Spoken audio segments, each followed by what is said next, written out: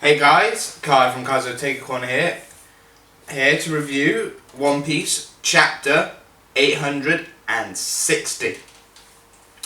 Okay, so this chapter really opens up with a bang, literally introduces and brings in all the last minute guests to the party, and we get to see the party actually start to unfold and everything like that with this party.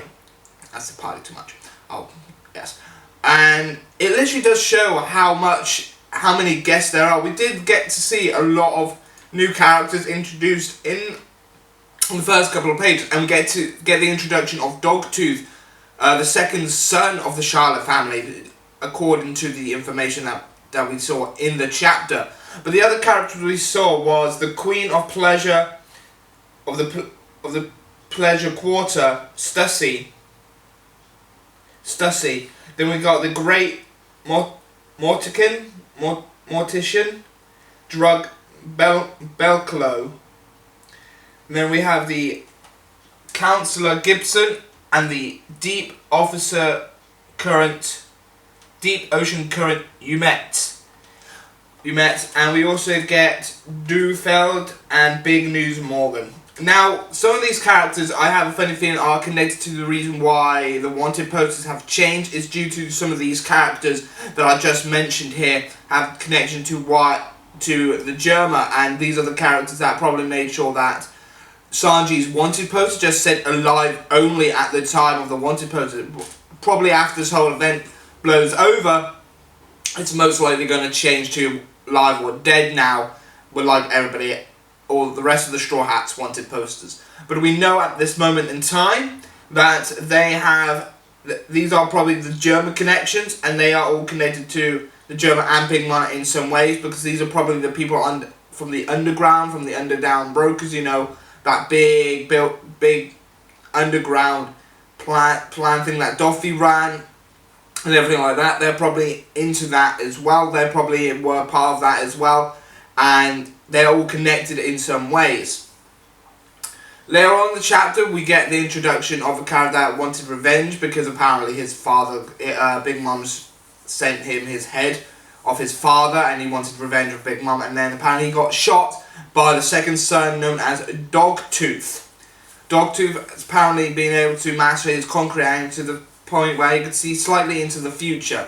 So and Beige has already stated in the show that it could be a bit of a trouble, that out of everybody that showed up, he had to be one of the people that showed up to the tea party / wedding. And because definitely now that we've learned that he has very great conqueror haki, it really does show that it really is in form of some great information that's going to be grounding upon the whole thing. And if he's going to be able to use his conqueror to actually see what's actually going to head in a few seconds' time. So that he could be the one that could put a dent in Big Mom's the Big Mom assassination plan from Beige. He could be the one that could put a dent in it and realise there's something going on. But at the moment, it doesn't seem like he knows that something bad's going to happen, because like I say, he only can see a few seconds into the future, that Beige say, not a whole event, not the whole like prophecy type future thing where, oh yes, you are destined, I can see the future and destined to be, you're meant to die at this certain point and I'll make sure of that or whatever.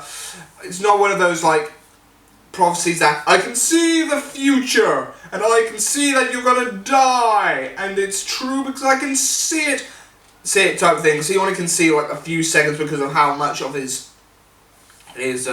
conqueror haki or sniper haki he has. I can't remember which haki he's got, but it just but he has one of those. So other than that, this chapter was really good. It was yet again another build-up chapter to the more of the tea party. We got introduced to a lot of new characters, a little bit more of some more of a shots.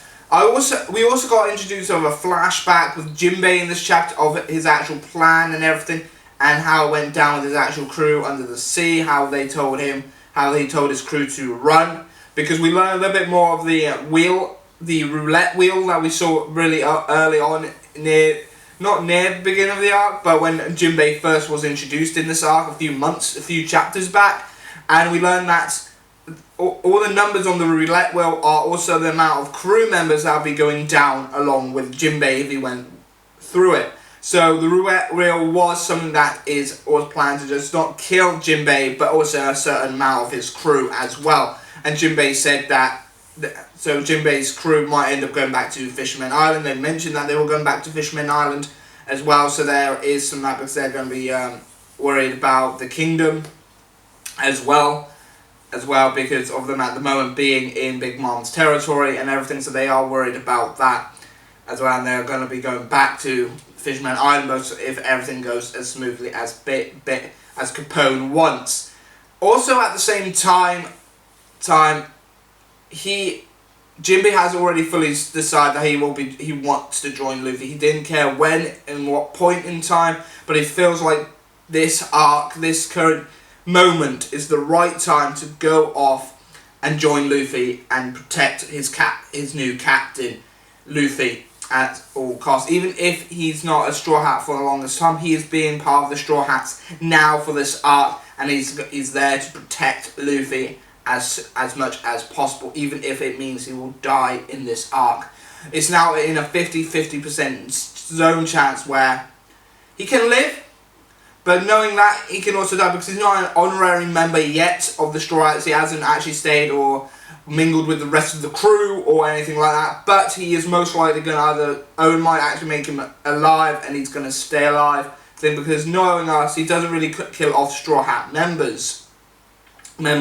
So if Jinbei is going to be becoming a Straw Hat, then he won't die, even in this arc. But if Oda's just set this up to the point where this is the arc that Jinbei might actually end his life because he's protected Luffy, then that is another possibility as well. And that's something that really opens up to the mind where what is actually going to be happening now if Jinbei dies, what's going to happen to Luffy, because he was there to help Luffy get back on track, to break out of his mental state of depression, of him losing his brother Ace and everything. So what will happen if Jinbei dies protecting Luffy? What will happen to Luffy if Jinbei dies in this arc? A lot of questions have now been popping up about a lot of things that I've been wondering now. What's going to happen if Jinbei dies in this arc? And definitely after this chapter, reading 860, it actually has made me wondered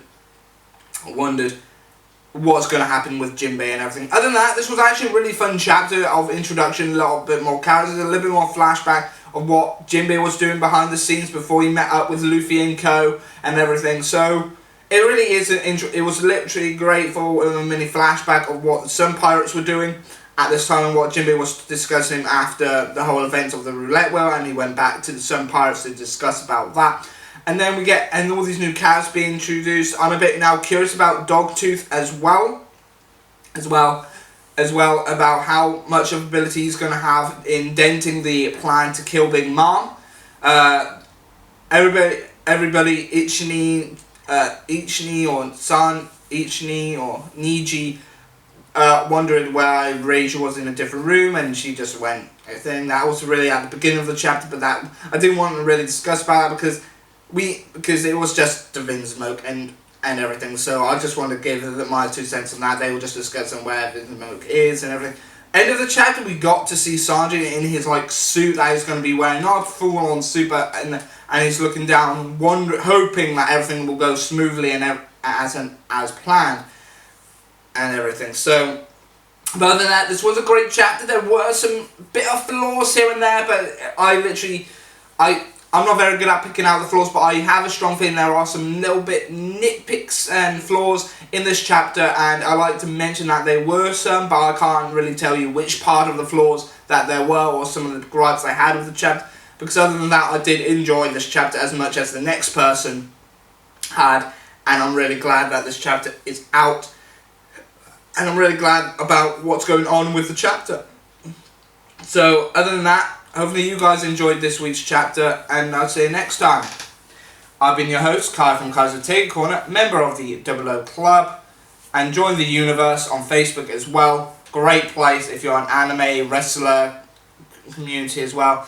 I'm a member there. It's ran by Charles' Anime World, so the link will be down in the video description. description, so check that Facebook group out. If you've got Facebook and you want to like my Facebook page, you can find the links down in the video description down below as well. Same with my Twitter and everything. And I'll see you next time.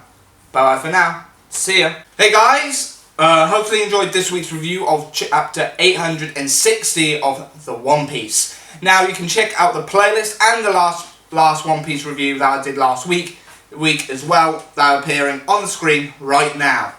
If you want to check out my last video, that is my thoughts on the Death Note live action Netflix film, you can also check that right here. But don't forget to also subscribe and hit that bell to keep notified as soon as possible.